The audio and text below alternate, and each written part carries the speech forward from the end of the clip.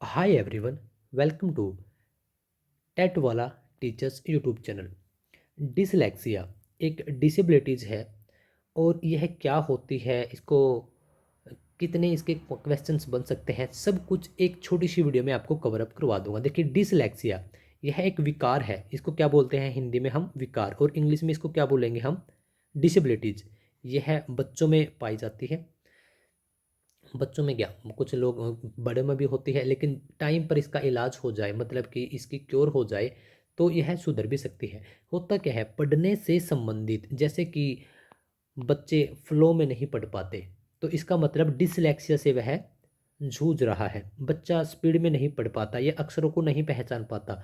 For example, यदि आपने board पर लिख दिया SAW शाह, तो वह पढ़ता है वाच। तो इसमें बच्चे की गलती नहीं है, क्योंकि वह एक मानसिक तौर पर डिसलेक्सिया जैसी एक डिसेबिलिटी से जूझ रहा है। यदि आप एक टीचर बनने जा रहे हैं प्यारे दोस्तों, और एक अच्छा टीचर आप बनने जा रहे हैं, तो इन छोटी छोटी बातों का आपको ध्यान रख लेना है। यह जस्ट कि आपका CTET पास हो जाए, इसके लिए नहीं है। आपको इन सबको ध्यान में रखकर आगे बढ़ना है। जैसे आपने देखा भी होगा कि कुछ बच्चे 9 और 6 में नहीं पहचान पाते, 9 को 6 बोल देते हैं, 6 को 9 बोल देते हैं। और भी काफ़ी सारे अंकों से रिलेटेड हो सकता है, अक्षरों से रिलेटेड हो सकता है, शब्दों से रिलेटेड हो सकता है। यानी बच्चों को जहाँ पढ़ने में तकलीफ हो रही है, उसको हम बोलते हैं डिसलेक्सिया, डायलेक्सिया या डिसलेक्सिया। ठीक है, एक्चुअल में क्या है ये? डिसलेक्सिया। अच्छा, आप इसको याद कैसे रख पाएंगे? देखिए, यहाँ पर एक तस्वीर दी गई है जिसमें एक बच्चा अपने दोनों हाथ अपने सर के ऊपर रखे हुए हैं, और आपको जस्ट तस्वीर देखने से ही आपको पता चल रहा है कि इसको कोई ना कोई प्रॉब्लम है। क्योंकि वैसे तो इसके सामने यहाँ पर किताब खुली हुई है, लेकिन यह फिर भी पढ़ नहीं पा रहा।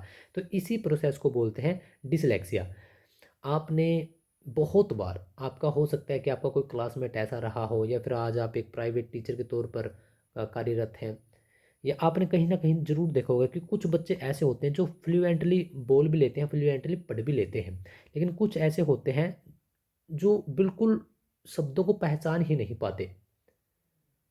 अब मेरे ही एक सर्कल में था, तो वह लड़का क्या करता था, जैसे स्कूल में जाते थे, स्कूल के ऊपर जो भी हमारा स्कूल का नाम था, वह उसको भी नहीं पढ़ पाता था स्टार्टिंग डेज में। और आज वह क्या है? आज वह US सेटल्ड है। तो यही होता है कि यदि समय पर समय रहते हुए उन चीज़ों को पहचान कर हम उसकी क्योर करते हैं, उसका इलाज करते हैं। और यह कैसे होता है, आपका क्या फ़र्ज़ बनता है कि बच्चे को बिल्कुल प्यार से ट्रीट करना है। एक बार समझ में नहीं आ रहा उसको, कोई बात नहीं, उसको प्यार से दोबारा से बताइए, तीसरी बार बताइए। अब हम क्या करते हैं, उसको बोलते हैं कि भाई चल एक पूरे पेज को पढ़, उससे पूरा पेज नहीं पढ़ा जा रहा, तो हमें एक लाइन पर आना है कि आप एक लाइन पढ़िए। एक उससे एक लाइन भी नहीं पढ़ी जा रही, तो एक लाइन की बजाय आधा लाइन की आधा लाइन पढ़िए। अब उससे आधा लाइन भी नहीं पढ़ा जा रहा, तो आप उसको जस्ट एक शब्द दीजिए।